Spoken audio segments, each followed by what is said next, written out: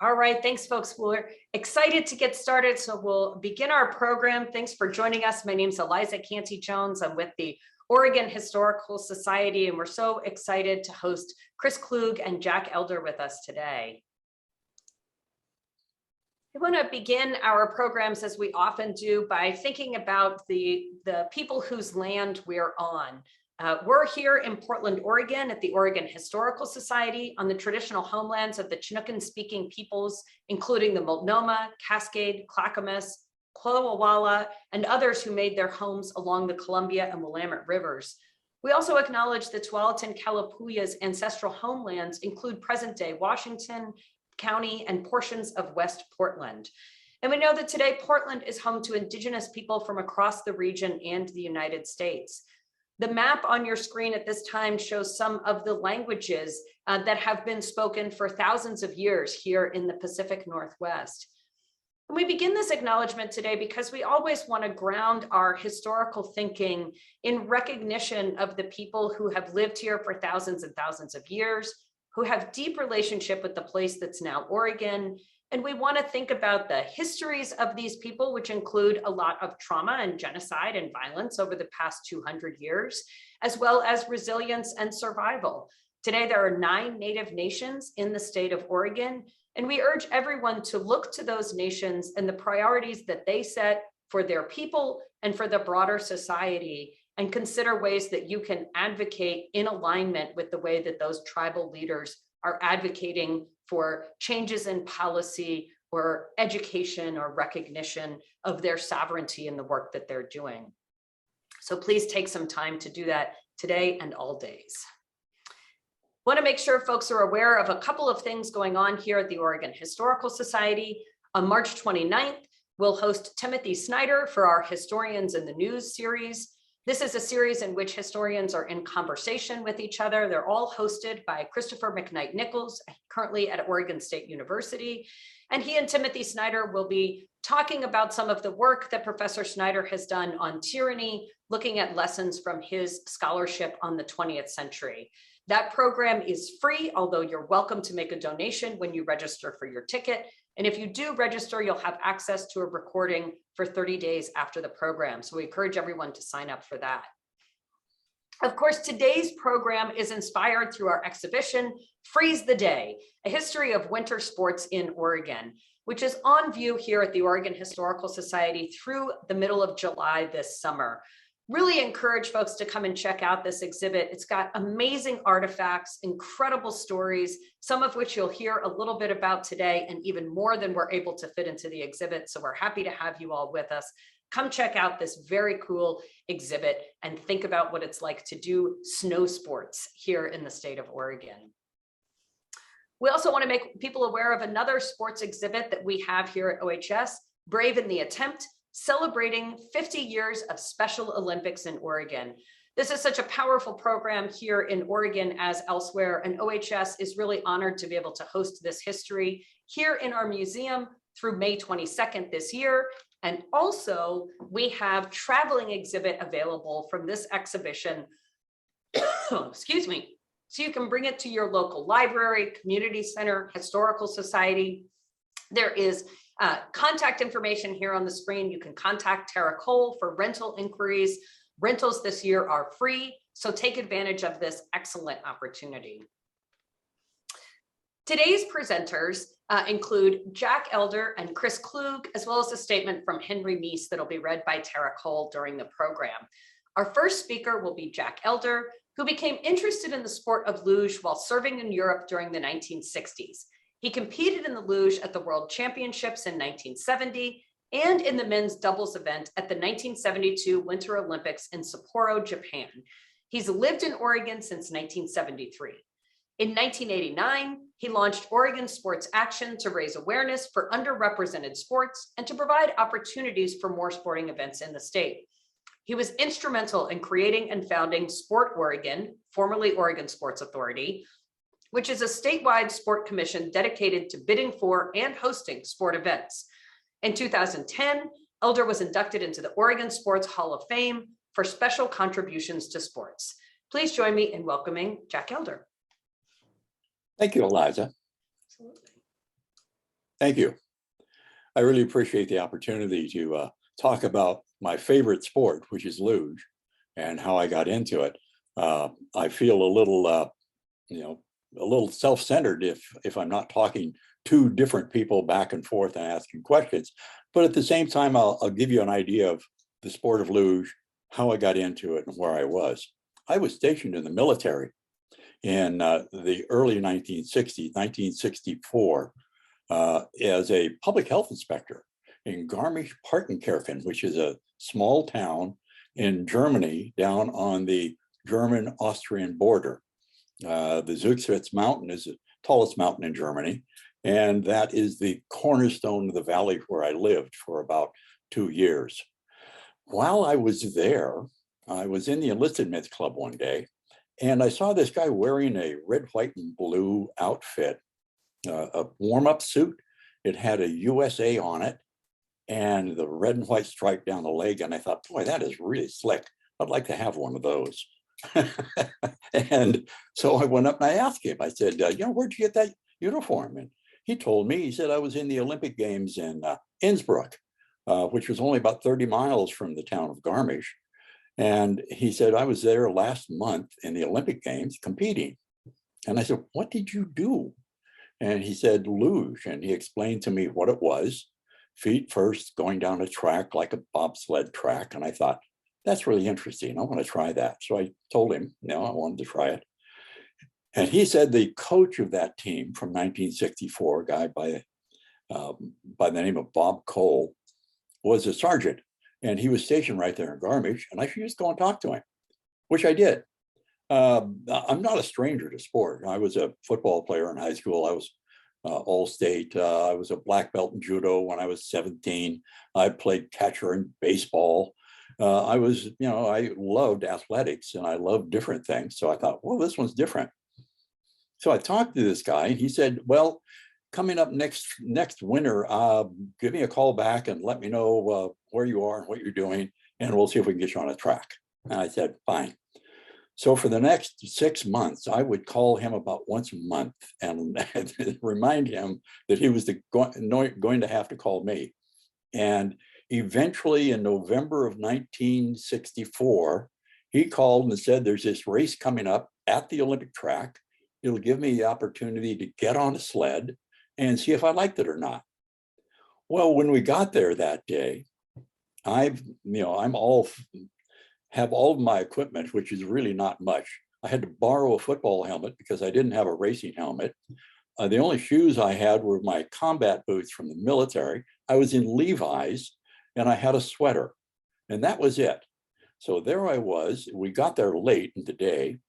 And by that time, they were only allowing you to go from the men's start, which is the Olympic distance. It's 1,200 meters. And I had never been on a sled. I couldn't remember how to steer right or left or anything. They put me on the sled, said, well, go. And if you're going too fast, put your feet down, it'll slow you down. Then you pick your feet up when you feel comfortable again. I went through that, feet down, feet up, fast, slow, ice in my eyes, no goggles on, made it to the bottom, ran back up the hill with the sled, weighs 45 pounds, and said, how'd I do? And Bob looked at me and he said, did you make it to the bottom? I said, yes. He said, you did fine, do it again. So with that, I did it one more time and we were finished for that day because they started the race. They were going to do the race the next day. And what happened was that it rained. So I never got to go on the track again until 4 months later, when I get a phone call from Bob. And Bob says, we've got the World Championships coming up in Davos, Switzerland. And how'd you like to go to it? And I said, how long do I have to be away from my duty? He said, oh, about a week. And I said, well, I don't have any leave time coming. He says, oh, that's okay. I'll get you administrative leave. We'll leave on a Tuesday and we'll come back the following Sunday. So in February of 1965, as a young, I think I was a specialist E4 at the time, I took my newly acquired 1953 Mercedes-Benz and I drove to Davos, Switzerland. And I got on the track for the very first time. We were there for a week. I had a marvelous time. I made it down the track safely about 4 times. I crashed once, broke a sled, but I completed the race. So there I was, my very first ever competition in the world of luge was a world championships.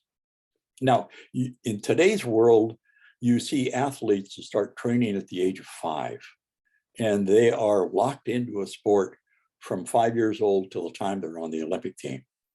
In those days, in the 1960s and earlier in the 50s and 40s and 30s, there were many sports where people were opportunists. They picked up the sport when they were in their teens. They found that they had natural abilities and they wound up in the Olympic Games. And I fell into that category. I was the opportunist. I was the one who, while I may not have been the best athlete that was around, I was there and I was doing it. In fact, this is one of my coaches in high school later said to me that you've done more with less natural ability than anybody I ever coached, which was a backhanded compliment. But that started me out in Garmisch. There I was with my first ever race. It was the World Championships. Later that year, I got to go down to Berchtesgaden, which is in southwestern Bavaria, right near Salzburg. And that's where a major track was located there. And I got to race in that race. And I learned a little bit more about it. And that was the end of my first year of luge. I was still in the military and I was still in Garmisch. I eventually was moved to Munich, where I'd lived there for a while. And then rather than continuing in the sport, because the year of 1966 was a non-ice year, there was no winter in Europe. And so there was no sport in Europe. And I didn't do it in 66, but I did take a European discharge in 1966 in the spring. And I stayed in Europe for another year to get a free ride back home. And I traveled. I moved from Germany to Turkey to Greece to Italy, back to Germany to Spain, ran with the bulls, did a number of different things at different times. Came back to Germany to winter over and went to Berchtesgaden, where I worked as a bartender. While there, I contacted the local club, joined the luge club in that town in Berchtesgaden, and started going to the track that was there. I was tending bar at night and on the track during the daytime. So it gave me the opportunity to actually learn the actual skills of driving a sled. So there I was, the only American who was in Europe at the time, an Olympic Games coming up at some time in the future. And one day somebody asked me, they said, "Are you going to be on the Olympic team at 68? And I said, well, I hadn't thought about it, frankly. I was just enjoying what I was doing. It wasn't even a reality for me. But then they put it in my mind and I thought, maybe I should start paying attention to this. As I learned how to drive the sled, I finished up that year, left Germany, came back to the United States, had married a young girl. She was young, we were both young. She was from San Francisco and we were living there. And I was looking at going to the Olympic Games in 68. Well, an unusual thing happened while I was in Berchtesgaden. I had been confronted by the president of the US Luge subcommittee in the AAU. And he pointed out that I didn't have a travel card to be there in Europe to be competing. And what I was doing was illegal in his mind, even though I was a member of the federation and I'd been invited to the World Championships in Sweden in 67, which I attended. But the AAU decided that I had broken rules, so therefore they made a rule change that stated that I, in particular, could not be on the Olympic team of 68 because I had not registered properly with the AAU. I had not notified them that I would be traveling in Europe and I would be competing. So I was essentially barred from being in the 68 games, which did not sit well with me. And so living in San Francisco, I got involved with the AAU, became a politician, and got involved with the political side of it, so that I made certain that I could do this. And then at the same time, decided that I was going to go back to Germany, take my family and my infant daughter, who was about a year and a half old, and spend a winter in Berchtesgaden training, learning the sport even more so. And we did. And it was a marvelous time because I had more knowledge of the sport at that point. And I also spoke the language a little bit better. And so therefore, that winter was the season that I really became involved in luge, and knew that in the near future, I could potentially be in the 72 games. I finished the season of 69, there was 70, 71 in Europe with the family. The following years in 71, wait a minute, 69, 70. Then 70, 71, I went back on my own. And then in 71, 72 was the Olympic year. And that was a year that I was selected for the team. The funny thing about being in the games was that we were the church mice, as the Germans called us, the Kerkermaus, the poor sport. The Americans luge team had very low levels of support. We had to pay our own way to the East Coast so that we could go to Europe and train there. Once we were there, our housing and our travel was covered. We were given a stipend of $1 or $2 a day for our outside expenses. But in doing so, we learned how to do the sport on our own. We had no coaches.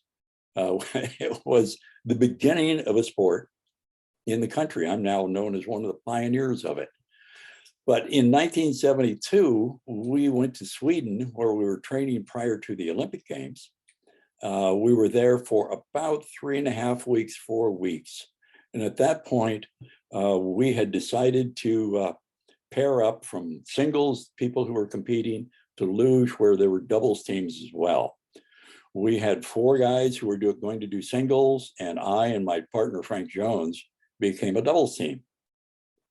So I advised Frank, when he came that year, to bring along his pads, because when we were learning how to drive a double sled going down through there, his arms and knees stuck out a little bit on the sides, and that if he wasn't well padded, he was going to have some serious bruises, which he wound up getting anyway, as I did, because we didn't always make it down safely.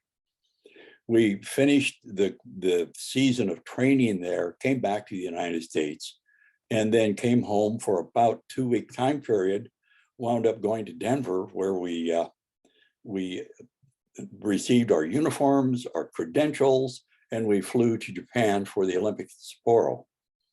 We arrived there about a week before opening ceremonies, which were February 3rd, 1972, which means it's just 50 years ago this year of my Olympic Games.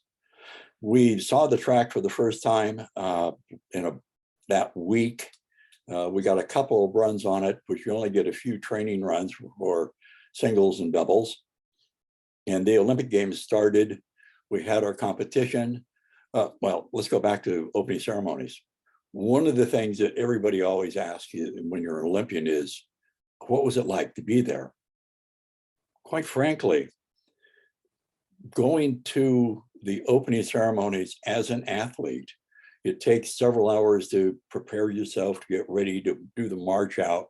Once you're out there in the center of that stadium, standing with what is effectively the world's greatest winter athletes at that time.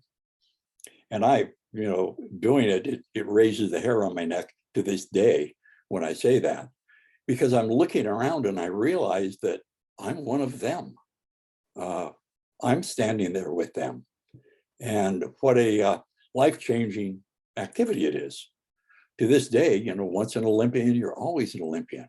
And Chris will agree to that, because whenever somebody meets you, they go, "You're an Olympian?" "Yes." "Wow, I've never met one before." "Did you win a gold medal?" And I say, "No, I did.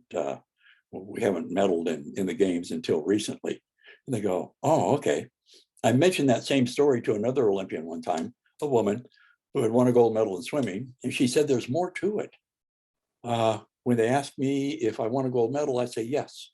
And then they say, did you set a world record? So Americans expect a great deal of you when you become an Olympian. So that was my time of getting to the Olympic Games, being an Olympic luge guy.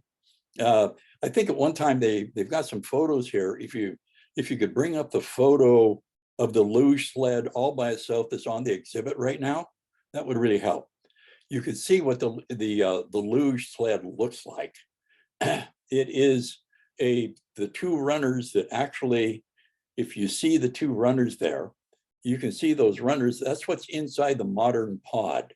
This was a 1972 version of a luge sled. That sled itself could do about 90 to 95 miles an hour. And I've done it with that. On the left of this photo that's me in a uniform.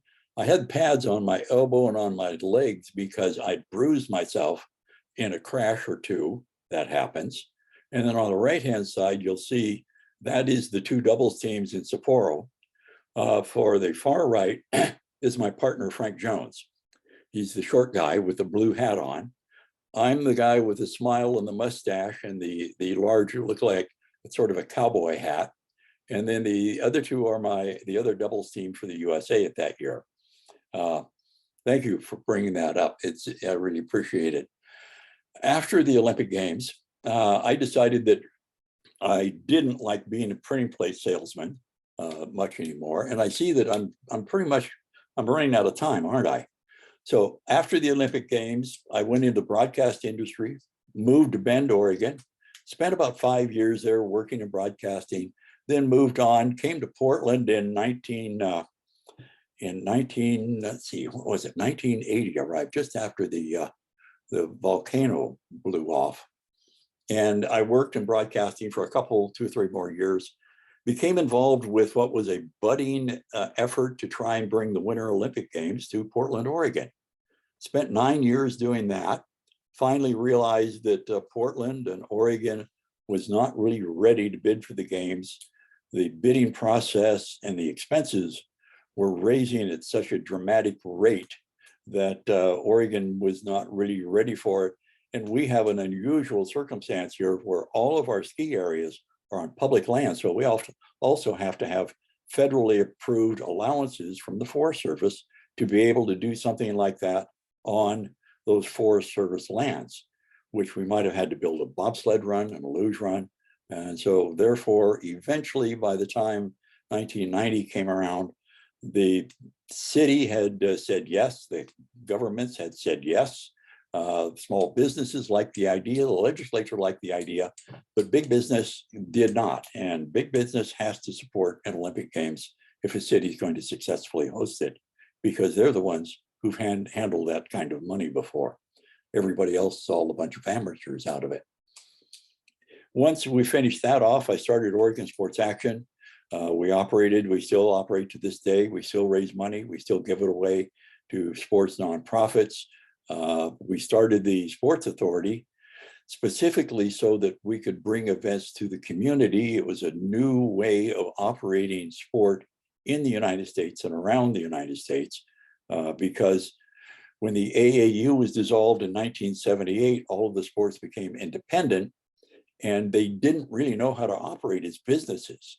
So we spent a great deal of time, my organization, with attorneys and various other people who'd worked in sports industry, giving our advice to those people who were creating their organizations out of whole cloth at that time. Most of the time, the records of the local sports were in corrugated boxes and were passed on from one president to the other, and frequently not passed on because they just said, well, you take over, write it up your way. So in that time period, we really became more professional at sport. The Sports Authority helped a lot. The first major event was the World Masters Games that were here in '96, and that sort of put us on the map. I assisted, I helped them bring the Dream Team here. That was a fortunate, I passed through USA Basketball one day and asked them if they had an event coming up. and they pointed out it was this thing, and eventually it turned out as the dream team that came here, which was just coincidental. It was the right place at the right time, asking the right question. In '84, I came out of retirement, went back, went to Lake Placid, jumped on a sled at the age of 43, convinced some damn fool to ride behind me on a double sled, qualified for the Olympic trials, and retired the next day because it hurt. The body just could not take it at the age of 43. With that, once that was done in '84, '85, that's when I started working with the bid process.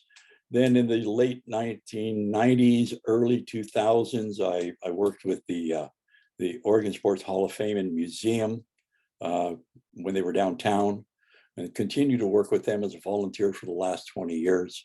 They inducted me into the Hall of Fame in 2010 because of my contribution to sport, not because I was a great athlete, only because of the things that I've done for Oregon, with Oregon since then.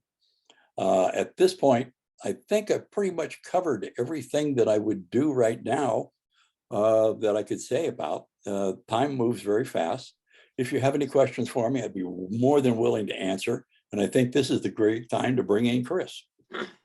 Thanks so much, Jack. We really appreciate that, all of that. And folks, please do use the Q&A or the chat for your questions. We'll be sending those to our speakers at the end. Henry Meece, who is also featured in the exhibit, was unable to join us today, but he did pass along some written words that he asked us to share. So Tara Cole, who's our museum services coordinator and a large force behind this exhibit and so much else that we do at OHS, is going to take a few minutes to read that statement from Henry. So we'll welcome her to do that now. Thanks, Eliza. And as Eliza mentioned, I have a statement here from Henry that I'm going to read. I got to meet Henry and his mother the other day at OHS when they stopped by, and we were able to snap that photo of Henry next to his athlete profile that is in the Winter Sports exhibit.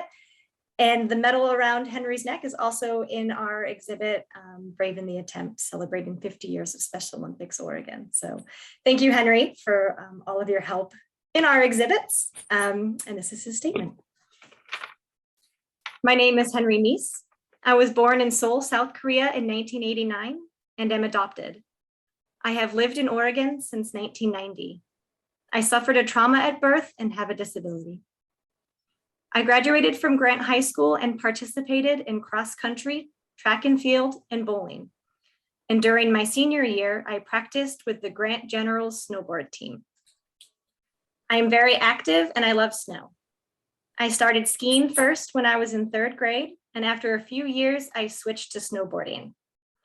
I also like to skateboard, and that's why I wanted to snowboard. Usually, I go to the mountain with my parents. I prefer freestyle snowboarding off the groom and through the trees. I started participating in Oregon Special Olympics after high school in 2010. I snowboarded with Multnomah County until our snow program ended. A few years ago, I started swimming, and I hope to continue when it returns after COVID.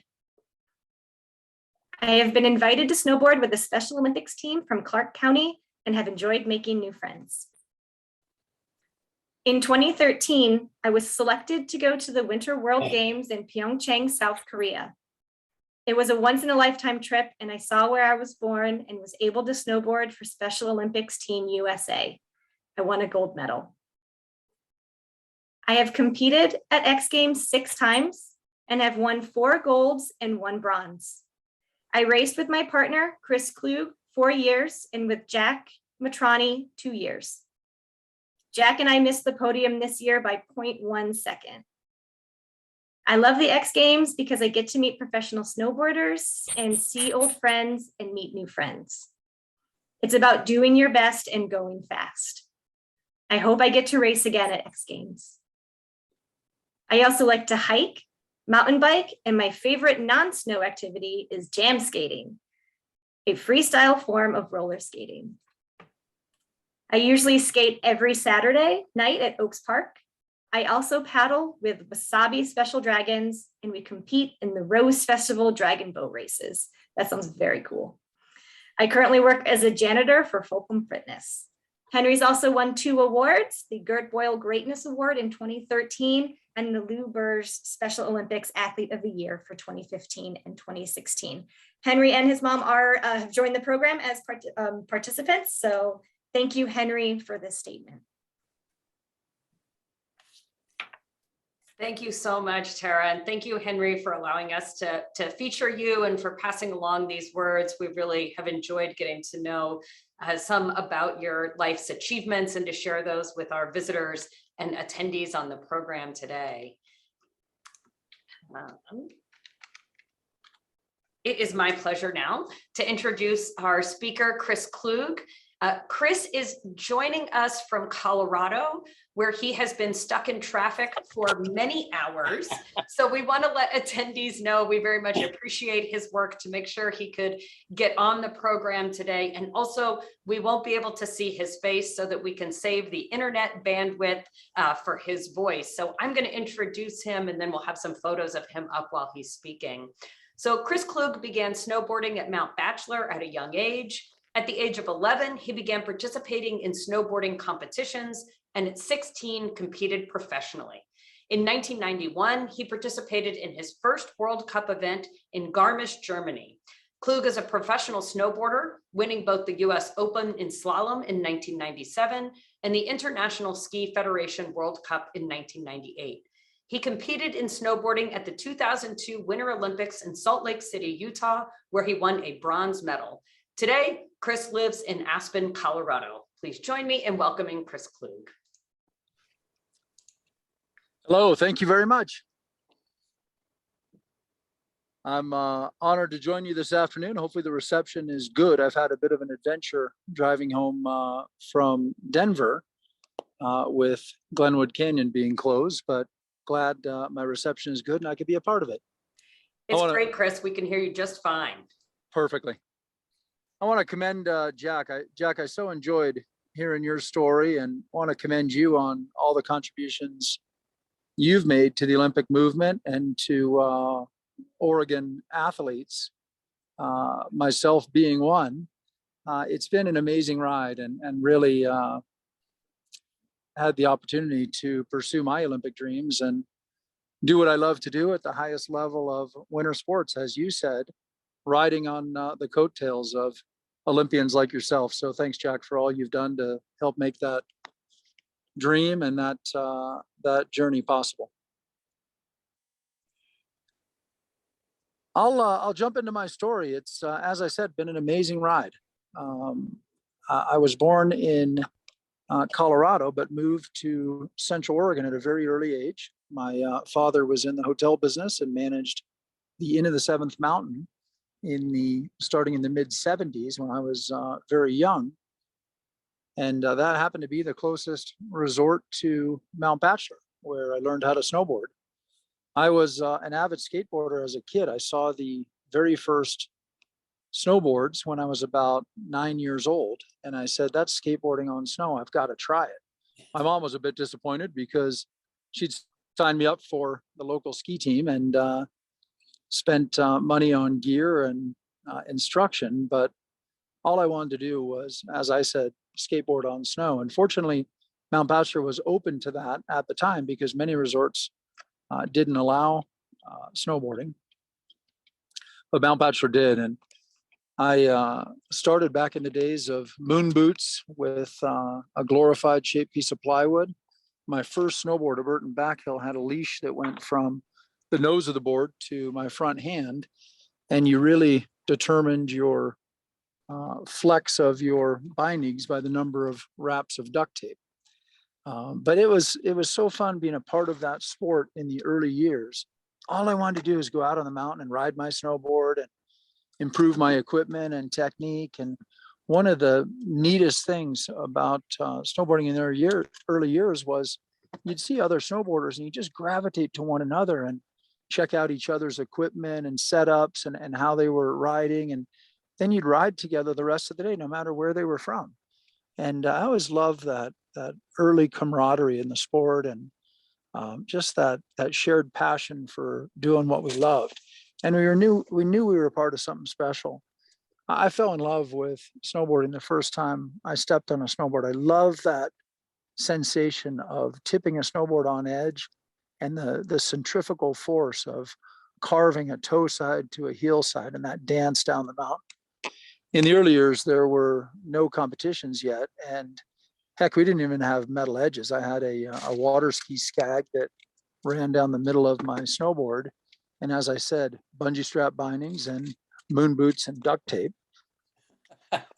And it was a pretty ridiculous setup compared to today's standards. And but I loved it. And when I saw the very first competitions pop up, I thought, you know, I got into this as early as anyone. I should try my hand. And most importantly, I had fun doing it, met with some early success, but really enjoyed doing it and decided, hey, I should try this a little bit more. I'm having fun and having some success. In the early years of the sport, you'd show up with one snowboard and you'd do what was sort of a giant slalom type race, a half pipe, and kind of an early precursor to slope style.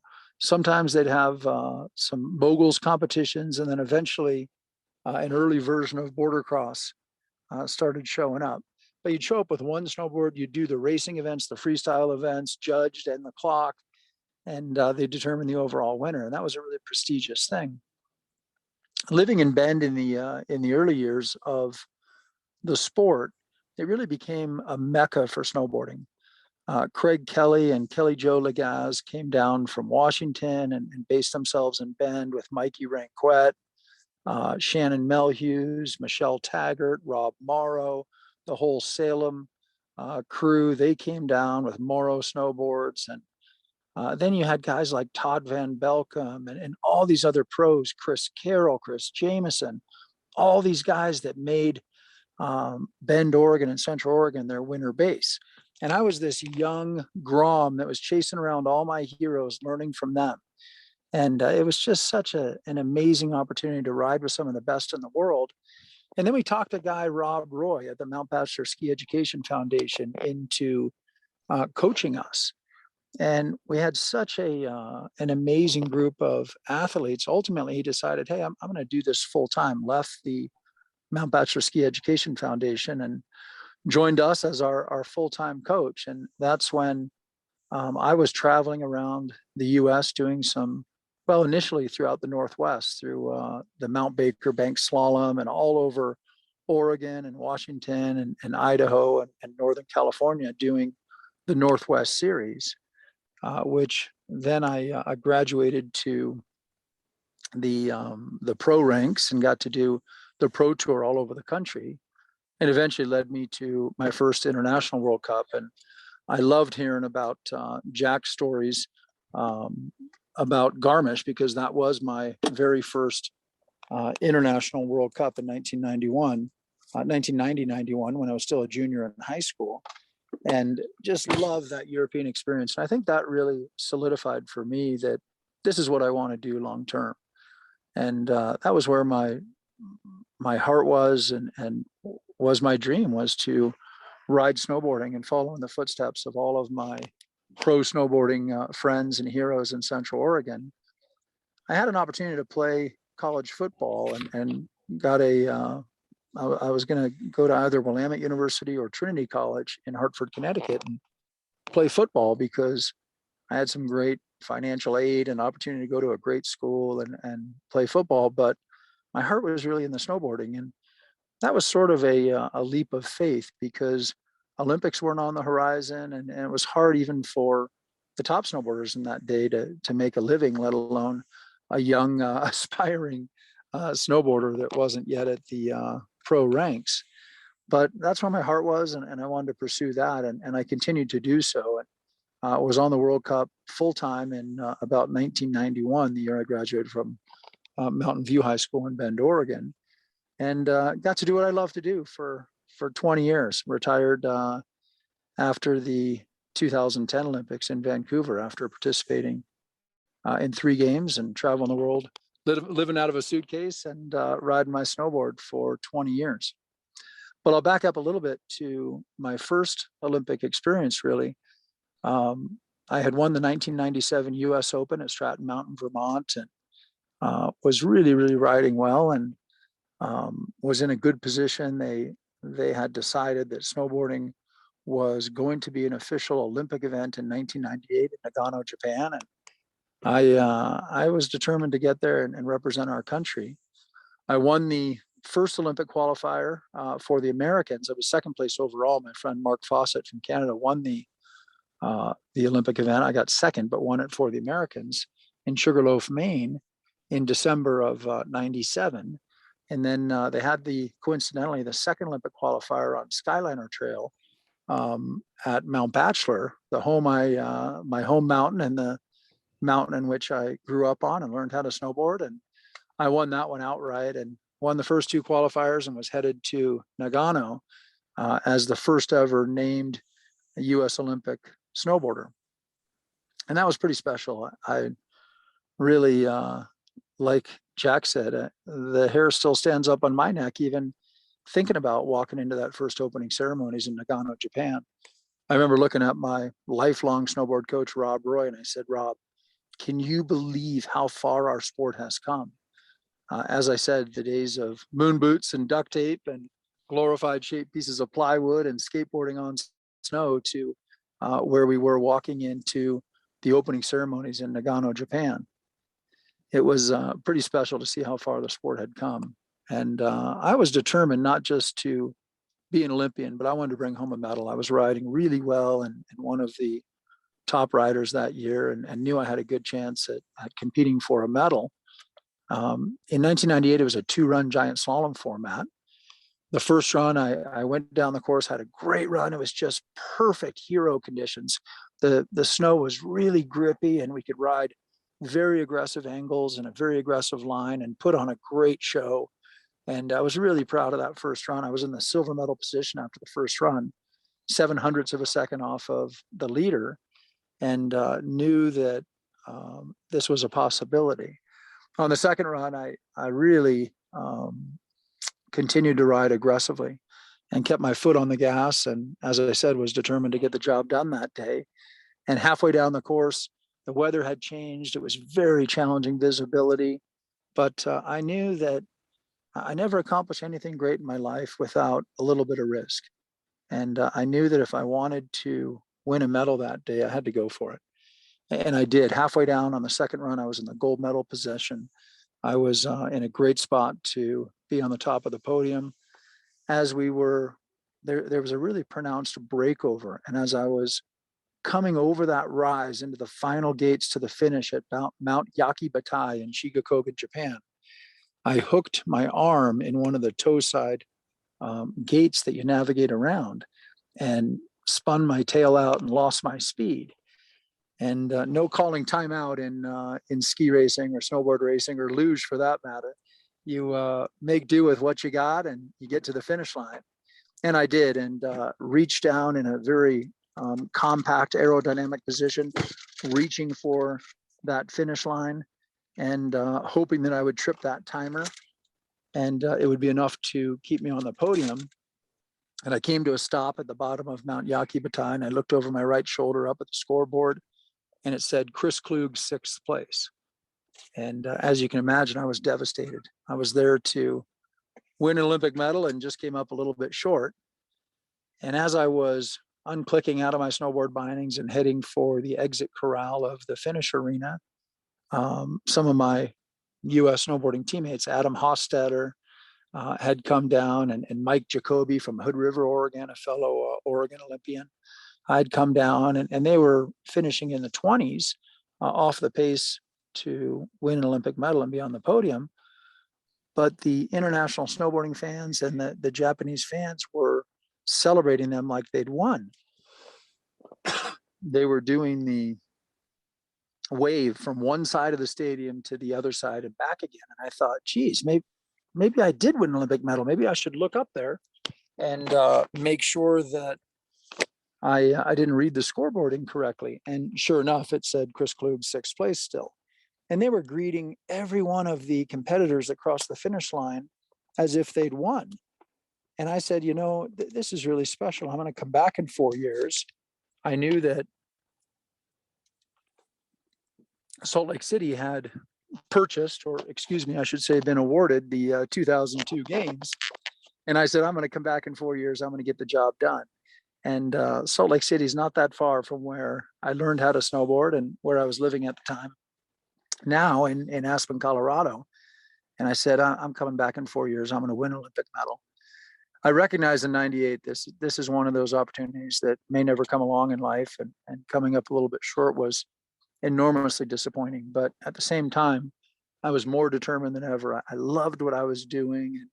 I was totally dedicated to being one of the best snowboarders in the world, and loved the adventure of traveling the world and riding my snowboard and representing our country and my sponsors and doing what I love.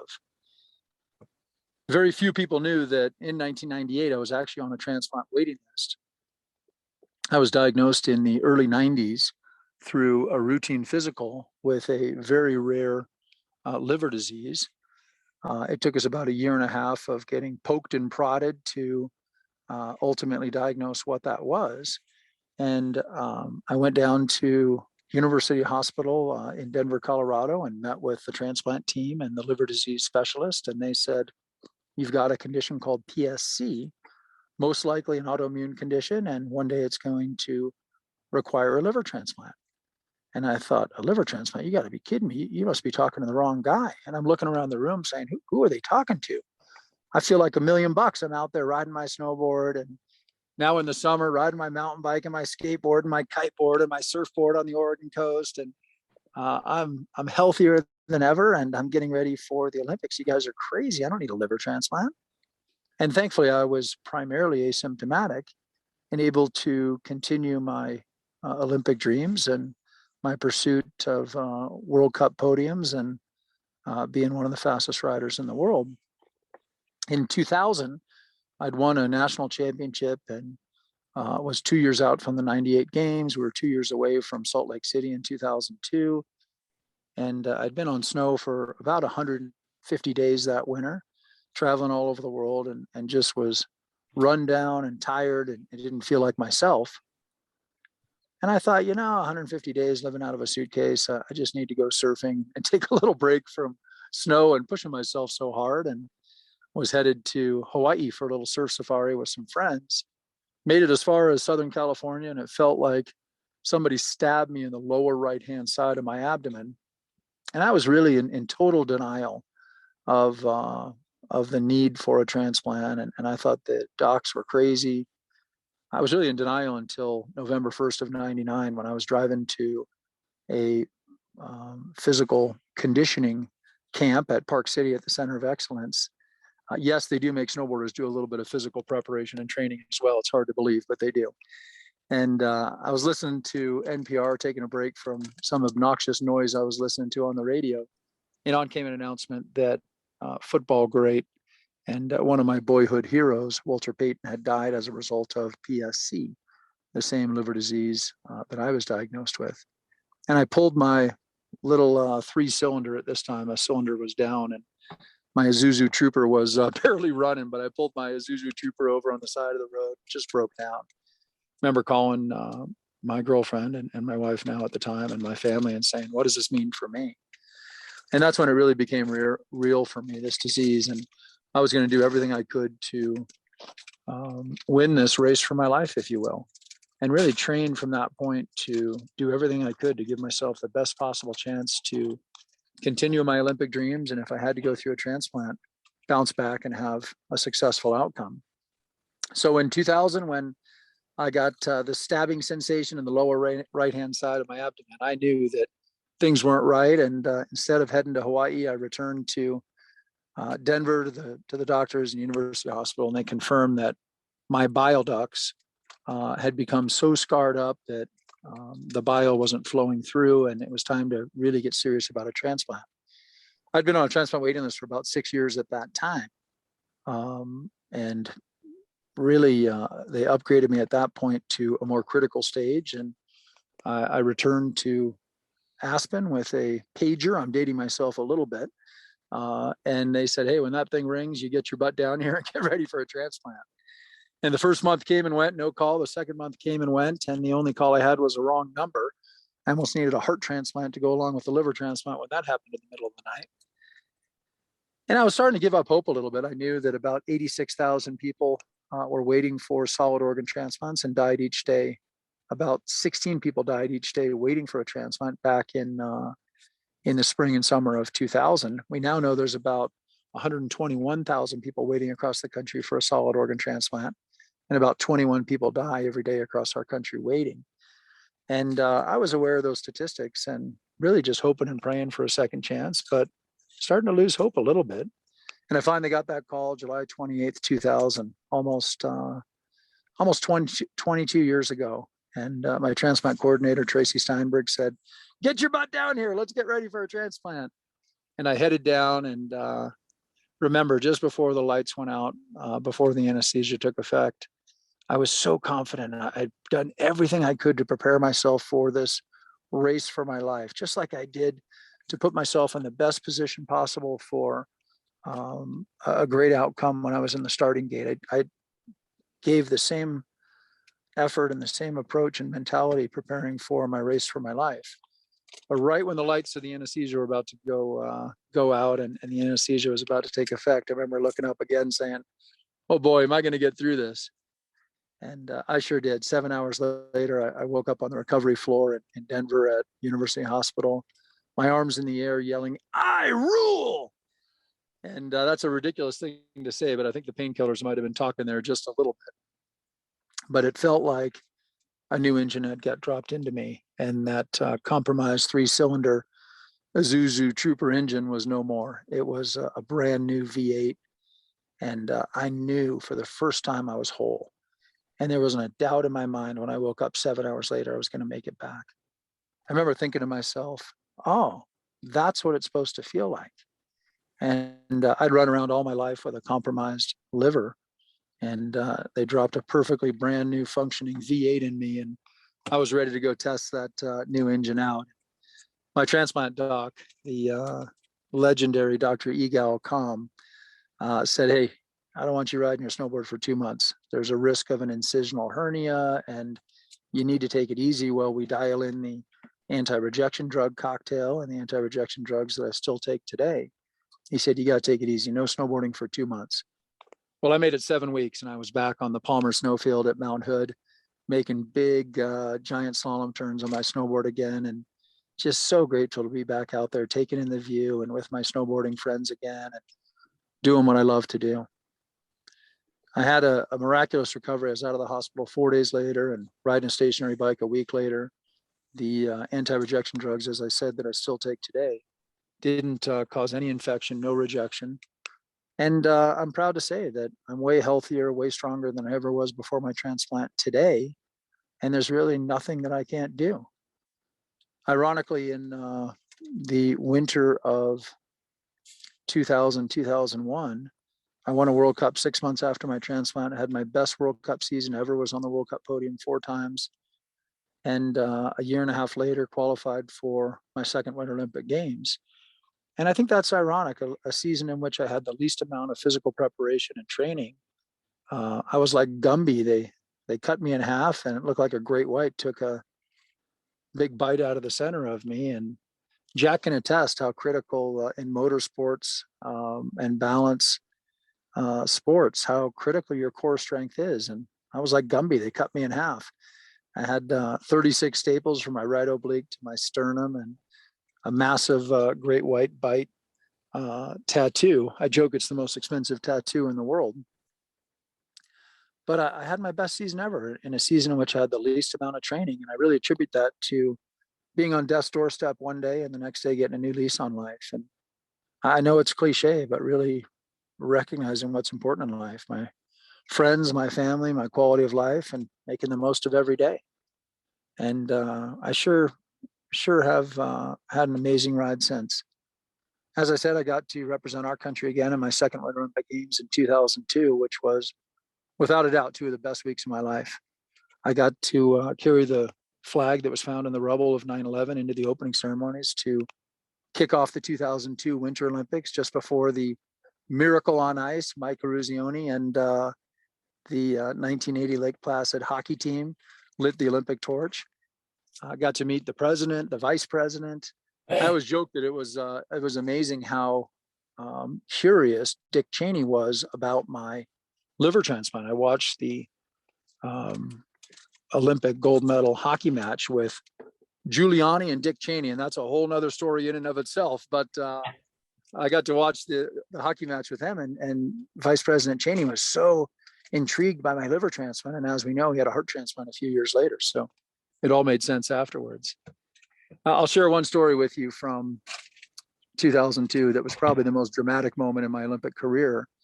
The snowboarding race had evolved to a 2-run giant slalom parallel head-to-head match. And being March now, and as we prepare for March Madness, I always find it analogous to the March Madness tournament, where 1 goes against 16 and 2 against 15 and 3 against 14 and so on. And I just snuck into the finals. I was number 16 racing against the number 1 racer, and won the first round and advanced through the second round. I was in what was called the small final.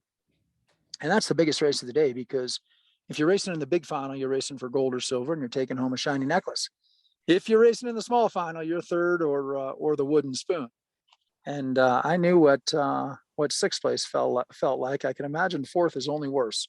But I said, I'm here to get a job done. I've been through a heck of a lot the last year and a half, and I'm not finishing 4th today. I was racing my good friend Nicolas Huet from France. First run down the course, we were neck and neck, and I felt my front boot flex about twice as far as it should have. And I thought, well, that's not normal, but once again, get to the finish line, make do with what you got. I got to the finish line and I had a couple hundredths of a second lead. And I looked down and recognized that a little 50-cent plastic buckle that goes across the instep of my boot had exploded. This had never happened in my career. And of course, biggest race of my life, the buckle breaks. And so our US snowboard team technician, Jay Cooper, said, hey, don't stress. I've got extra ones at the top. We can fix it. So I headed back up to the top of the course. And just as he said, he had spare parts and rivets and everything at the top. And he went to work on my boot. Even the French coaches and athletes, they wanted to see a great race. And as I said, that was the spirit of snowboarding that I had really been indoctrinated in the early years. And everybody chipped in and helped fix my boot. Everyone but the start referee. He was screaming at me saying, Klug, if you're not in the start in 3 minutes, you're disqualified. Evidently international television waits for no snowboarder. And we were running out of time. And Jay Cooper says, listen, I can't remove the buckle that's broken. The rivet is stripped and spinning in the hole. We got to go to plan B. And I'm thinking, well, thank God he's got a plan B. We're going to be fine. That 25,000 people at the bottom of Peekaboo's run at Park City are still going to get a great show. And I'm not going to fall on my face on my toe side turns and make a fool out of myself. And Jay reaches into his MacGyver backpack of tricks and tools and pulls out a pipe fastener. And I'm biting my tongue thinking, isn't that for holding plumbing to a wall or a ceiling, not for fixing a snowboard boot in your biggest race of your life? And he cinches it down. It gets a little grip, but nowhere where it needs to be for me to navigate the course and win a bronze medal. And I'm thinking, there's got to be more to this than that. And sure enough, he reaches back into his backpack, pulls out duct tape, and starts wrapping duct tape around the boot. And I laugh about it now, but it was not funny at the time. I couldn't believe it. I thought the biggest race of my life, and I'm relying on the same technology that I wrapped around my duct tape, around my moon boots 20 years earlier. You got to be kidding me. And I was a bit angry and frustrated, and I headed towards the starting gate, and the referee said, you're not in the start gate now, you're disqualified. And I grabbed the start handles, realized I'd forgotten my gloves, and my coach handed me his gloves. And we had trained for this moment for years, for the pressure of the biggest snowboard race to this day. 25,000 people at the bottom of Peekaboo's run, an Olympic medal on the line. I forgot my gloves, my boot broke, the start referee screaming at me. Everything was going wrong. And I got into the start gate and did one of my rituals that I always did. I put a little snow on my neck and I knew it was time to go. But right before that, no matter where I was, if I was snowboarding at Macy's department store on a revolving rubber band, if I was at the Republic of Jose Cuervo in the Caribbean, snowboarding on 20 tons of imported snow, if I was in the Japanese Alps, the European Alps, no matter where I was, I took a deep breath and I just said, thanks for that opportunity. Thank you for being in the starting gate. And just a little quick meditation before I pulled out of the start gate. And I pulled out of the start gate, and the race was on for the bronze medal. And we were neck and neck, and I had a little bit of a lead, and then I lost the lead. And halfway down, we were neck and neck, and I started to smile a little bit because I knew with my size and weight and the success I'd had on the lower part of that course all day long, I started to smile and I thought, I've got him. And the next thought that entered my mind was, don't smile, you idiot, get to the finish line. And I kept riding across that finish line, just dove into that sea of people. And that sea of people made up of about 100 friends from Central Oregon and from Aspen, and coaches and transplant docs and nurses and physical therapists and duct tape specialists, and so many people that made that ride possible. I always felt like when I was riding down that I had a whole team on my back riding with me, and all of them with me. Another important member of that team that was there that day was my donor family. And I got to meet them the next day, put my bronze medal around their neck and tell them thanks. And I was able to win that medal. And I was here today because of their heroic and selfless act. And that's really my life's mission today, is to change the landscape for organ donation in our country, to make sure that every one of those 121,000 people waiting today can get a second chance at life. I know what it's like to be on a waiting list for almost 6 years, and really hoping and praying, your life on hold and not knowing what lies ahead. And through Chris Klug Foundation and through my advocacy for organ donation, I want to make sure that everyone that needs a transplant can get one. Watching the American flag being raised overhead and a bronze medal around my neck that night in downtown Salt Lake City, before Smash Mouth, the band from Vegas, came on, and my mom somehow ended up in the mosh pit. One of the other great Olympic memories from 2002 was a highlight of my athletic career and of my life. And I think really helped show the world what's possible after a transplant. And I continue to push myself athletically and challenge myself selfishly, because I love to ski mountaineer. I love to race my bike in the Leadville 100, to run the New York City Marathon, to do all sorts of fun adventures and mountaineering challenges and bike racing feats. But I also love to show the world what's possible after a life-saving transplant. And as I said, that's a mission of my life, and really the mission of our Chris Klug Foundation. Just as I wrap up, I had a chance to compete one more time in my third Olympic Games in 2010 in Vancouver, and represent the US country one more time. I was 37 years old and the only snowboarder there with gray hair. And I figured, this is probably my last Olympics. What was ironic is I was, I think, the oldest snowboarder in 2010 in Vancouver, and one of the older Olympians at 37 years old. And I'm sure some of you noticed in Beijing the last month, my friend Nick Baumgartner and Lindsay Jacobellis, he won gold at 41 in the combined border cross event, and she was 37. The French downhiller won the silver medal, ski downhiller at 41. There was a lot of Olympians that were late 30s, 40s, and even a couple that were 50. And I don't know what's happened in the last 12 years, whether sports science has improved that much, or people are just, competing at a high level longer. But I thought that was really cool to see that no longer was 37 that unheard of as an Olympian, and proud of all those athletes. As I wrap up, I just want to say, it's been an amazing ride, and I'm